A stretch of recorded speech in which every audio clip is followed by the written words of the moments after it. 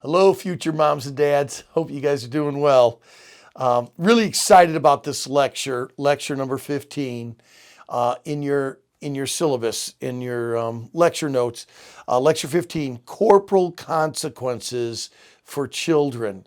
I've been able to use this lecture to help many parents in really establishing a correction with consequences that's really going to help the baby, the child, the toddler, I should say, and the child as they grow.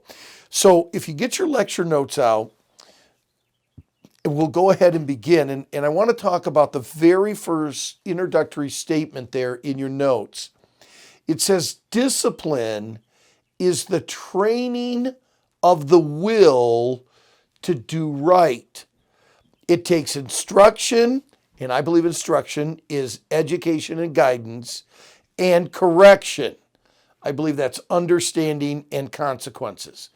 Now, so let's go back over this. Discipline is the training of the will to do what is right. It takes instruction and correction. Instruction is the education and the guidance. Correction is the understanding and the consequences. And you put that all together, you're going to have discipline is the training of the will to do what is right. Let that sink in for a moment, because as parents, that's what we are disciplining our children to train their will to do what is right. We have to break that will, and we're going to show you how that's done through the 10 commandments of corporal consequences. So now these, remember our test, when you fill in the blank, you got to have the exact words. So as I go through this, let me emphasize the statements, because you're going to do a fill in the blank here. Look at number 1. Clarify with your child what will happen if disobedience occurs. I believe this is critical for a child to be disciplined properly. You have to clarify with your child what will happen if disobedience occurs. Know that statement. I'll take a word out of that statement you're going to have to put in. I think the key word there is the word clarify. Does the child understand what will take place if they do this action or don't do an action? Let me give you a few points under this. A, it will create security. See, this actually is a very secure thing, that a child knows. That child knows the boundaries that they're around them. Oh, they're going to always test every fence, every wall that you put up around a child. The child will test it. But the testing of it and knowing that, oh, mom and dad mean business, actually brings security to the child. They know how far they can go. And that's very important. It will create security. Number 2, it gives them personal responsibility. Okay, so if I tell my child, you shall not go into the street. All right, hey, son, what did I just say? Don't go in the yard. No, that's not what I said. Son, what did I say? Don't go in the driveway? No. What did I say? Don't go in the street. That's right. Don't go into the street. If you do go into the street, what will happen? I don't know. Well, let me clarify it for you, son. If you go into the street, it'll be a 2-swat spanking. Do you understand? Would you repeat what I just said? If I go in the street, I will get 2-swat spanking. That's right. Now think about this. You have clarified what will happen. It'll create security. It gives them personal response. They are now responsible for not going into the street. Number 3, say what you mean what you say. You have to do that. If you're clarifying the consequences, you've got to stick with it. You can't have exceptions all the time. Large D, question the child that they understand. Have them repeat the command to you. That's just what I just did with you guys in that illustration. Have them repeat the command. Large E, be in complete agreement with your spouse. You guys got to be on the same page, or otherwise the child knows which spouse to go to, which parent to go to. So you have to be in complete agreement. Hey, listen, I told Luke that he cannot go in the street, and if he does, it's a 2 SWAT offense. Honey, did you get that? Yeah. You should have made it 3. Yeah, well, I just made it 2, but we're on the same page. Yeah. Establish spanking offenses and policies. You do this, this is what's going to happen. This is our spanking offense and our policy for that. I'm telling you, it is amazing. If we just stop the lecture right now, just doing number 1 is amazing. By the way, doesn't it work at college? I truly believe that many of the problems we have with college students is us, administration, did not clarify what the consequences would be if you did such and such. Most students will not be a problem if they know their boundary and they know that we mean business. It solves a lot of problems, and it really does produce security. Number 2, get alone with your child. I think this is very important. Now, we had 3 sons. And whenever we spanked one of our children, we never did it publicly in front of the other boys or whatever. It was always amazing to me after one of the boys got spanked how well the other 2 boys behaved themselves for a period of time, Get alone with your child. Do as much teaching and correcting at home as possible. Hey, can I tell you something? The place to raise and train your kids is not Olive Garden. Don't try to be super parent at Walmart. It does not work. You train your child at home, not in the public. And matter of fact, you're going to get in trouble if you do and practice the things biblically that I'm going to share with you. But if you're going to do them in public, there's going to be problems. You do not discipline your children publicly. Now, maybe verbally you may have to say something or whatever when we get home or whatever, but get alone with your child. And then in the home, you should be alone with them too. Do as much teaching and correcting in the home as possible. Number 2, or large B, separate them from the other siblings. I think that's very important. Large C, take them to a quiet room. I put down possibly your bedroom because that's what we did. I don't think that has to be the room, but it would be our bedroom. I would say, Ben, go back to Mom and Dad's room. I'll be there in a minute. And I did that so I could cool down probably just as much as anything. Roman numeral 3, use a paddle. Use a paddle. This is very important to note. Never did I spank my boys with these. Never. Or never my foot or my leg. I never kicked my children. I never slapped my children. I never hit my children. Whenever we gave them corporal consequences, which is physical consequences, it was always with a paddle. We used some different things, a paint stir at one point of their lives and different things like that. But after a while, we had a paddle. And they knew I could just look over at the fireplace where the paddle was. And I said, hey, do I need to? And just look over there. And that took care of everything. So use a paddle, wood of some sort, not your hand. I put down a paint stirring paddle. Use the same one as much as possible. Use the paddle on the part of their anatomy God made for such things. There's only one part of their body that we ever spanked them. That was their bottom. And it's got the padding. It's there for that purpose. And I'm just telling you, we never spanked our children on their hands or their arms, their face, their body, anywhere except for their bottom was the only place. And you know what? I got a large D in because the Bible says it. You know what? There may be some blueness sometimes. Proverbs 20:30, the blueness of the wound cleanses the way evil. So do stripes, the inward parts of the belly. So there could be sometimes, it isn't severe or anything like that. Dr. Shelley, did you ever report anyone that their child was abused? Yes.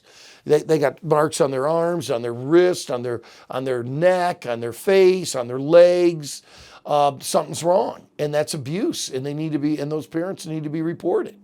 It wasn't often or anything like, I don't even remember right now, but I am sure there was probably blueness to the wound sometimes when we spanked our boys. Number 4, Roman number 4, never touch your child while you're out of control. Never touch your child while you're out of control with your emotions towards them. Send them to the room to think about what they have done and for you to calm down yourself. Cool, calm, and collective. No emotion leaking through. They have done wrong. And there is a penalty for them doing wrong. That must be the focus of the thing, not your anger, not, oh, you've shamed the Shetler family. No, no, no, no, no. They've done wrong and there's a penalty that must be focus. That must be the focus. Roman numeral 5, they must not fight you or become defiant during the consequences. And that'll happen at some point. They'll start becoming defiant and fight. Double the amount if they do. Son, do we need 4 swats for that? No, Daddy. Okay, then let's go. Let's get this taken care of, Stay steadfast. Don't quit. You may have a strong-willed child. You've got to keep working at it. You are bigger. You are stronger. You are smarter now. But it won't be later on. You better. Betimes is a great old English word. That we are to chasten them betimes. Betimes means early. I think it means early 2 things. Early in their life and early in the incident. As soon as something happens, try to betimes do it early to correct it. But I think also betimes has to do with early in their life that we correct them. Spankings should become methodical in their procedure. Now, this is really a good point. In other words, we're not making this the most dramatic, I can't believe, son, that you did this. This is terrible. No, you know what? What's the policy? What's our family rule? You just violated it, didn't you? Go back to the room. No. Go back to the room. I'll be there in a minute. Okay, so it's methodical in its procedure. I guarantee you do it this way, you won't have many spankings. We very rarely spanked our children after they were 5, 6 years old.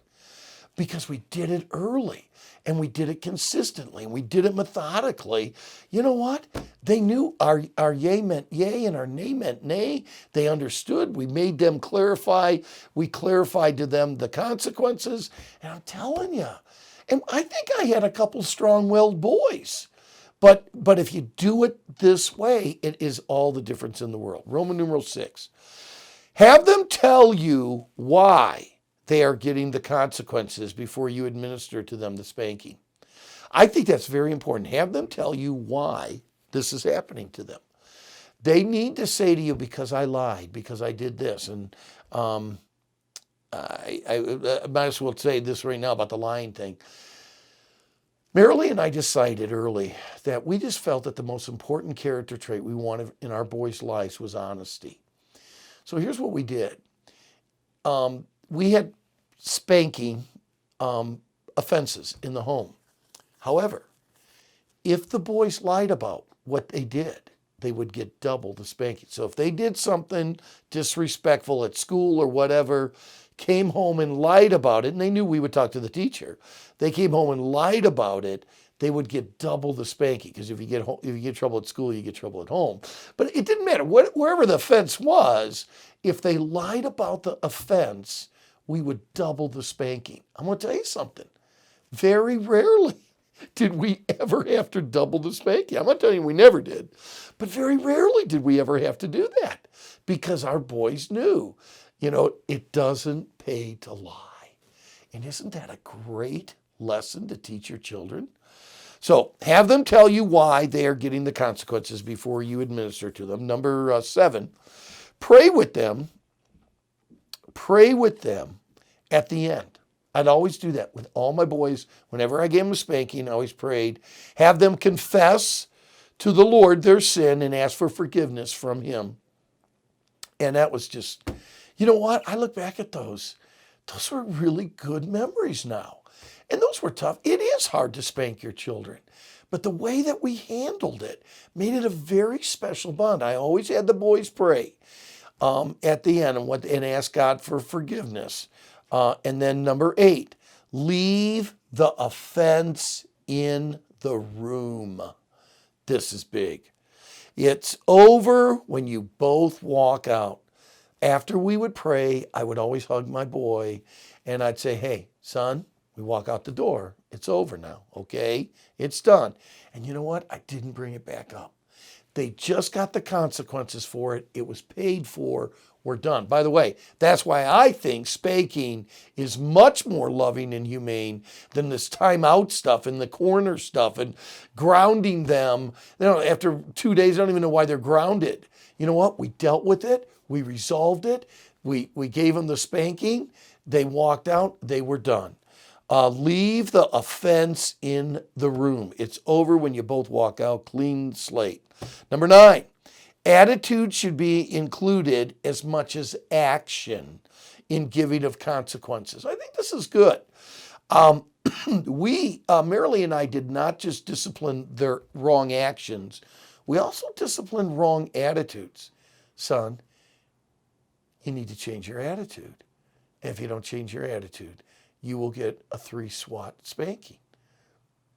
So what did I just say? I need to change my attitude. That's right. Or what will happen? What will happen? Ben, I'll get 3 SWATs. Okay, let's see the attitude change.